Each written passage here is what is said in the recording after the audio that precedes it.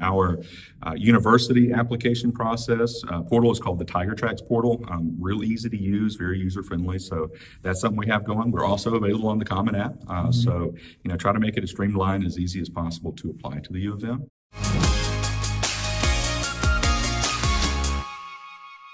Welcome, everyone, to Ask Admissions. We're here at the University of Memphis. It's my pleasure to be here with Matthew Rhodes. He is the Assistant Director of Recruitment and Orientation. Yeah. But before we even get into admissions, who's the right student here, I think what's really fun about this is that you went to school here. I did. Right? I was going to talk about your time. You're talking about your dad. So why don't you talk about your background with University of Memphis? Because you bring a lot of different lenses, experience, and history, which I think is going to be awesome for the audience. Yeah. All right.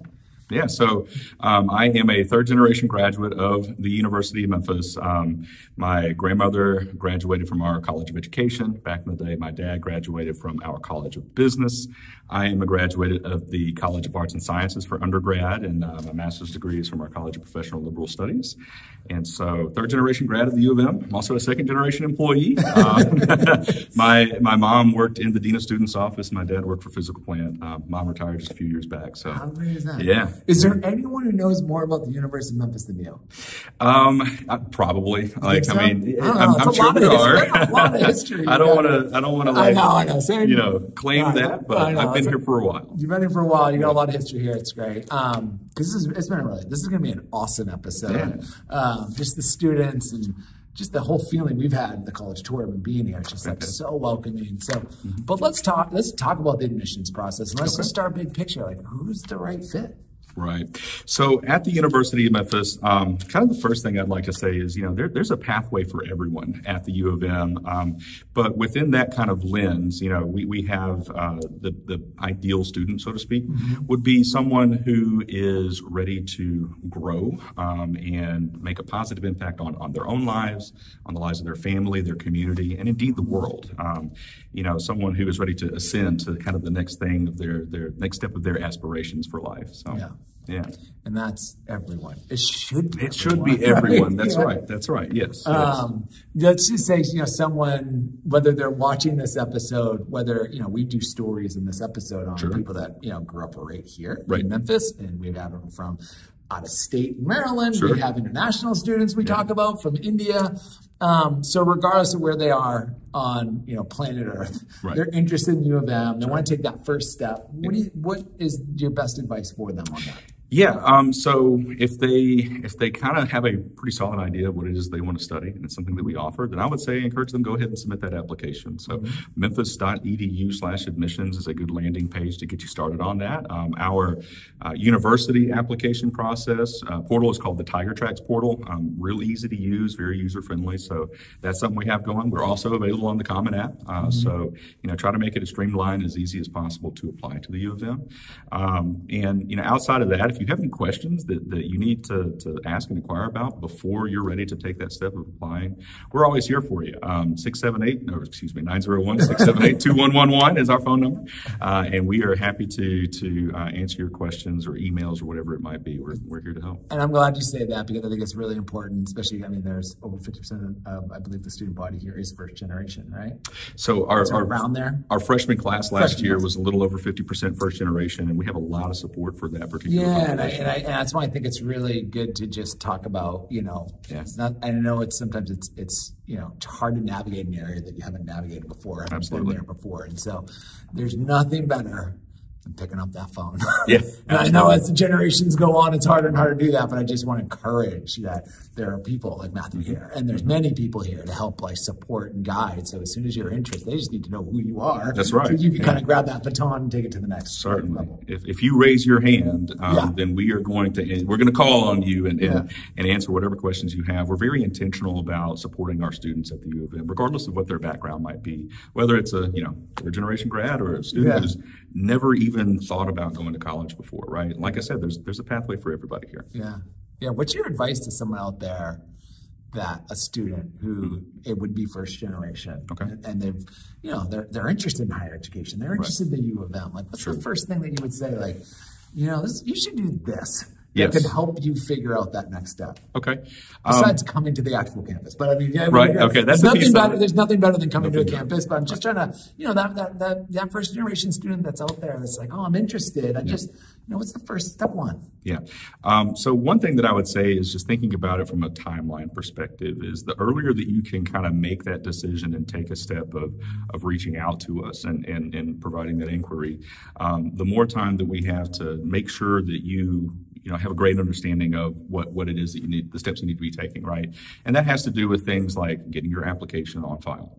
In addition to the application, we're going to need your high school GPA or transcripts, test scores and things like that. So making sure that we can get those things in. We can help you. We can help you get those into us. We can work with your high schools and previous institutions if you have any dual enrollment or want to transfer.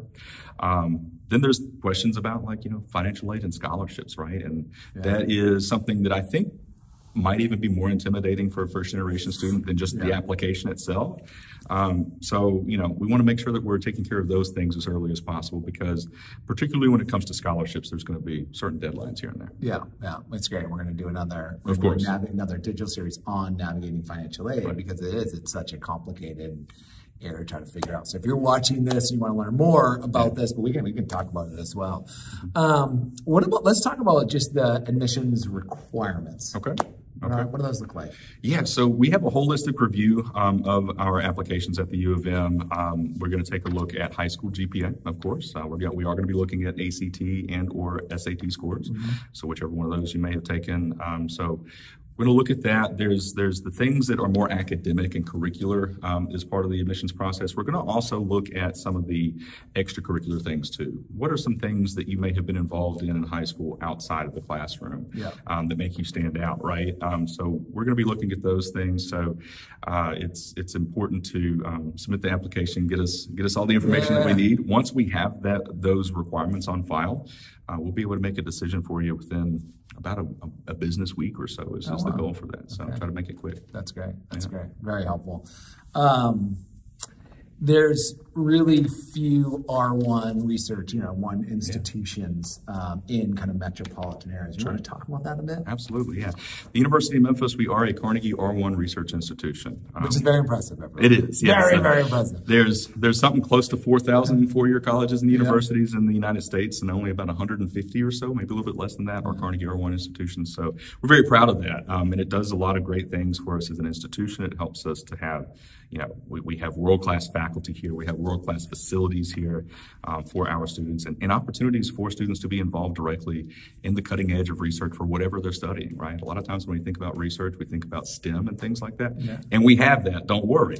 But we also have research going on across our academic disciplines. But the best thing about it being in a city like the city of Memphis is that you have so many opportunities for job placement, careers, internships right here at our doorstep, right? In the University of Memphis, we have been ranked by U.S. News and World Report in the top 10 of internship placement over the past several years. And that has a lot to do with the great relationship that the university has with our community, with the organizations in our community, the businesses. And a lot of that has to do with hey, we're a Carnegie R1 institution. We have the best of the best faculty and facilities. We have the best of the best students. And those students are ready to take those next steps and get that experience.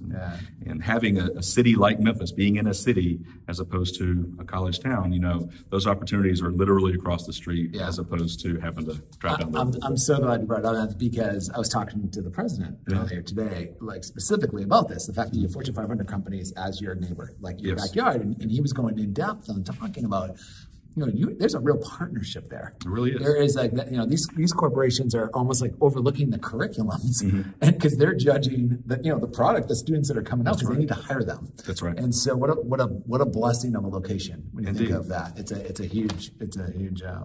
Yeah, and the city of Memphis, we have there's some of our major industries. There's of course transportation and logistics and things like that. You think of FedEx as headquarters here in Memphis. We're also a national medical hub. Everybody knows about St. Jude Children's Research Hospital. Awesome. Another great children's research hospital here in the city of Memphis is Le Bonheur Methodist. I'm actually a former patient of Le Bonheur myself, so a bit of a product of that. The city of Memphis we have more hospitals in and around the city of Memphis than any other city in the state of Tennessee.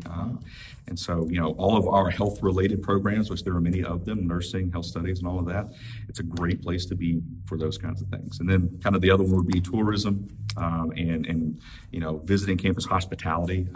We have the Kimmons Wilson School of Hospitality and Resort Management.